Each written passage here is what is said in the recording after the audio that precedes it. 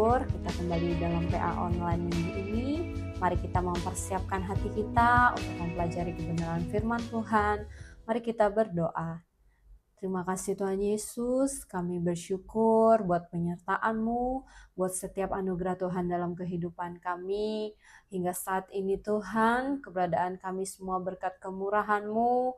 Oleh sebab itu Tuhan, kami rindu hidup kami ada di dalam kehendak dan rencana-Mu Tuhan.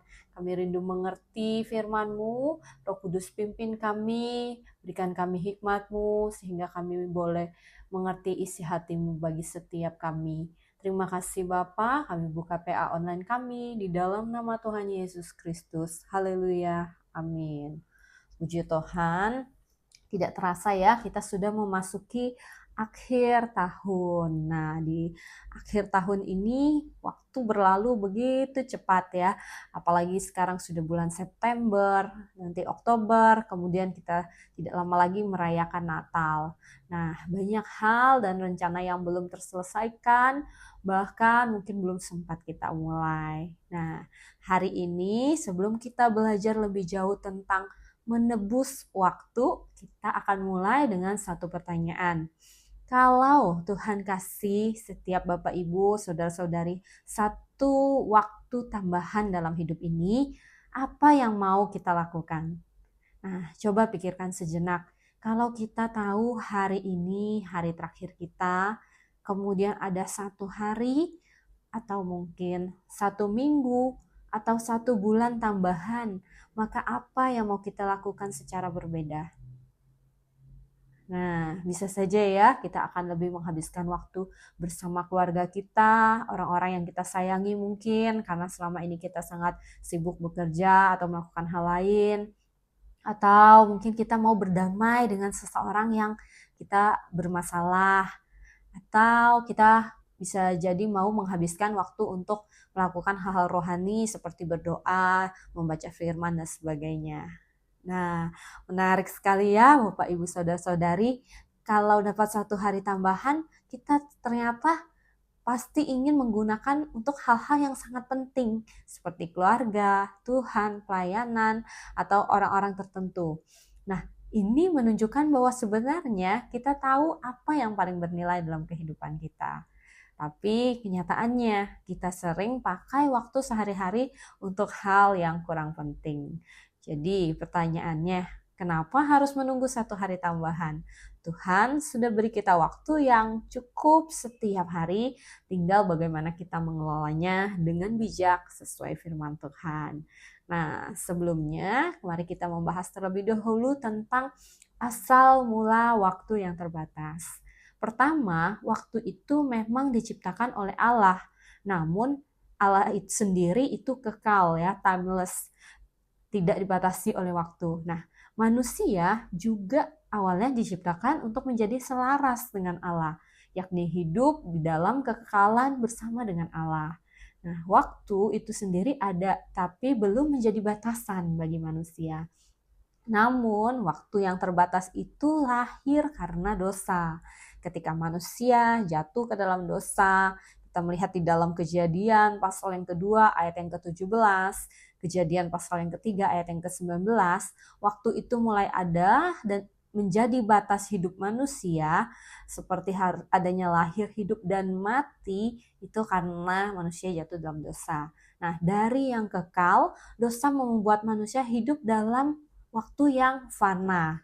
Nah, waktu itu sendiri untungnya tetap dikendalikan oleh Allah di dalam Pengkhotbah ayat 3, Pengkhotbah pasal yang ketiga ayat yang ke-1, bahwa segala sesuatu ada waktunya, segala sesuatu ada masanya, karena waktu itu tetap ada dalam kontrolnya Tuhan. Nah, yang berikutnya, kabar baiknya adalah Allah telah mengembalikan janji hidup yang kekal tersebut. Nah, sejak manusia jatuh ke dalam dosa, Allah sendiri yang berinisiatif untuk menyelamatkan manusia melalui Yesus Kristus. Kita lihat di dalam Kejadian pasal yang ketiga ayat yang ke-15. Di situ dikatakan keturunan Hawa akan meremukkan kepala ular. Nah, di sini keturunan Hawa yang dimaksud adalah Yesus Kristus yang akan menang atas kuasa dosa ataupun iblis. Nah, Ini juga digambarkan melalui pemakaian kulit binatang yang dilakukan oleh Allah kepada Adam dan Hawa di dalam Kejadian pasal yang ketiga ayat yang ke-21. Nah, ini juga berbicara tentang salib Kristus. Salib Yesus melalui korban dan darah Yesus membuat setiap orang percaya memiliki janji hidup yang kekal. Di dalam Yohanes 3 ayat yang ke-16 dikatakan, karena begitu besar kasih Allah kepada dunia, sehingga ia telah mengaruniakan anaknya yang tunggal, supaya setiap orang yang percaya tidak binasa, melainkan memiliki hidup yang kekal. Kita bersyukur waktu di dunia ini memang terbatas, tetapi Allah memberikan pengharapan di luar waktu. Nah, kita masuk ke poin utama kita adalah menebus waktu. Nah, bagian kita adalah kita belajar untuk menebus atau membeli waktu. Nah, dengan cara apa? Menggunakan waktu untuk hal-hal yang bertambah kekal. Bagaimana? Yang pertama, kita harus mengelola waktu dengan hikmat Allah, bukan sekedar manajemen waktu biasa. Mari kita melihat dalam firman Tuhan di Efesus pasal yang kelima, ayat yang ke-15 sampai 16. Efesus 5 ayat 15 dan 16. Karena itu, perhatikanlah dengan saksama bagaimana kamu hidup, janganlah seperti orang bebal, tetapi seperti orang arif, dan pergunakanlah waktu yang ada, karena hari-hari ini adalah jahat.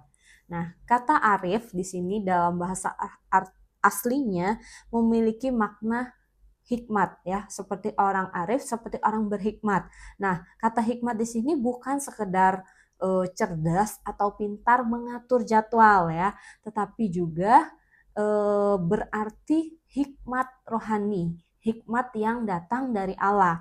Nah, hikmat Allah seperti apa? Kita bisa lihat di dalam Yakobus pasal 3 ayat yang ke-17. Nah, di sana dikatakan, tetapi hikmat yang dari atas adalah pertama-tama murni, selanjutnya pendamai, peramah, penurut, penuh belas kasihan, dan buah-buah yang baik, tidak memihak dan tidak munafik. Nah, disinilah kita tahu bahwa mengelola waktu itu bukan dengan kemampuan kita hanya mengatur jadwal seadanya, tetapi juga melalui hikmat yang datangnya dari Allah yang mencintai damai, mencintai belas kasihan, dan banyak hal yang datang dari Allah. Nah, setelah yang pertama kita tahu mengelola waktu harus dengan hikmat Allah, yang kedua adalah kita harus memanfaatkan kesempatan yang Tuhan beri. Nah, ini juga ayat kembarnya dari Efesus 5, ya, yaitu di Kolose pasal yang keempat ayat yang kelima. Kolose pasal yang keempat ayat yang kelima dikatakan, hiduplah dengan penuh hikmat terhadap orang-orang luar, pergunakanlah waktu yang ada. Nah, di dalam firman Tuhan ini, di dalam Kolose pun dikatakan penuh hikmat. Tapi pada bagian kedua adalah pergunakanlah waktu yang ada. Nah, pergunakanlah itu menggunakan kata aslinya bermakna menebus, membeli kembali, memanfaatkan sebaik-baiknya. Jadi pergunakanlah waktu itu menebus waktu, membeli kembali waktu, dan memanfaatkan waktu sebaik-baiknya. Nah, sementara kata waktu yang dicantumkan dalam Kolose ini pada bahasa aslinya bermakna waktu yang penuh peluang atau sebuah kesempatan khusus. Nah, di dalam Alkitab sendiri ada dua garis besar waktu, ya. Waktu yang memang artinya adalah kronologis, jam, ataupun kalender, tetapi di dalam bagian ini waktu yang dimaksud adalah waktu yang penuh peluang atau kesempatan khusus. Nah, jadi bukan sekedar kita mengatur jam, mengatur waktu, seperti pagi kita akan misalkan akan pergi ke pasar, pagi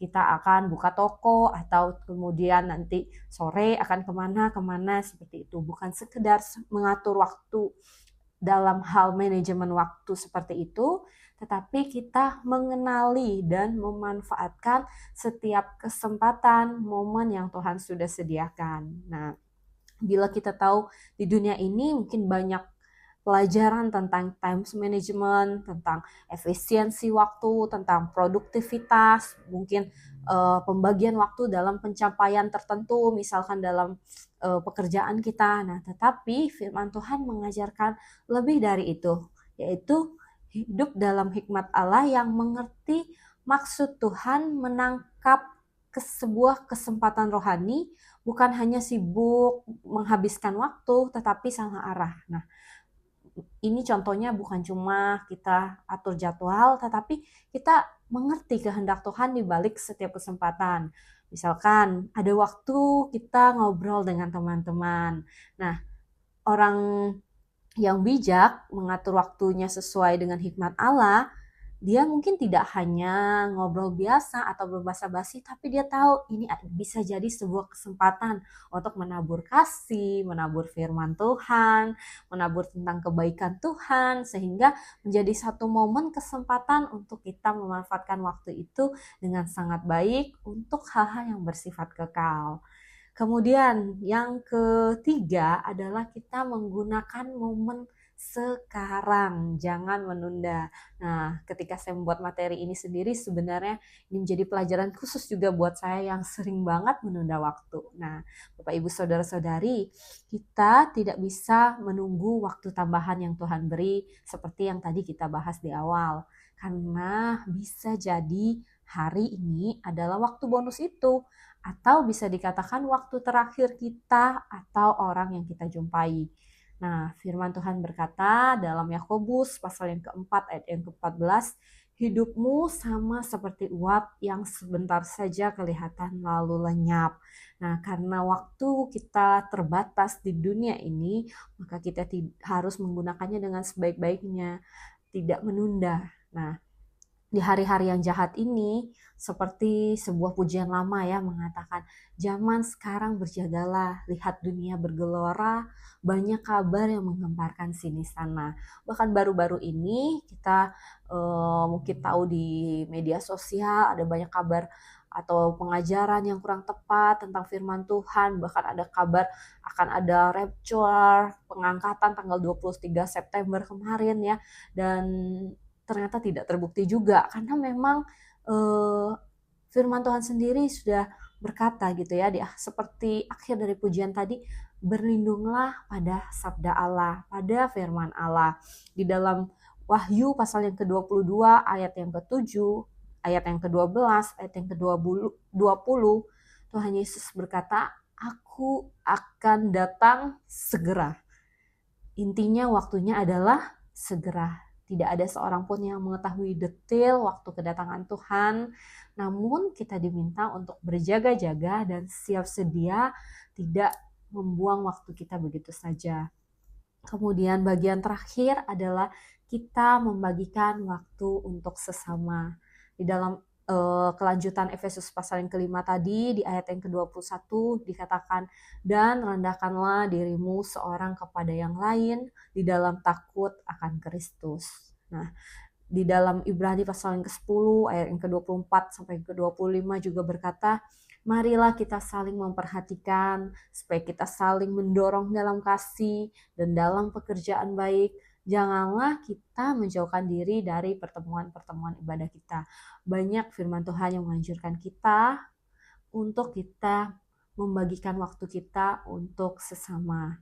Gunakanlah waktu dan kesempatan sebaik-baiknya, yakni waktu yang Tuhan sudah beri bagi kita pakai untuk memuliakan Tuhan melalui persekutuan pribadi dengan Tuhan dan juga persekutuan dengan sesama kita. Bertumbuh bijak menggunakan waktu berarti hidup dengan kesadaran rohani, menilai setiap kesempatan sebagai anugerah Tuhan, dan kita boleh memilih apa yang bernilai kekal.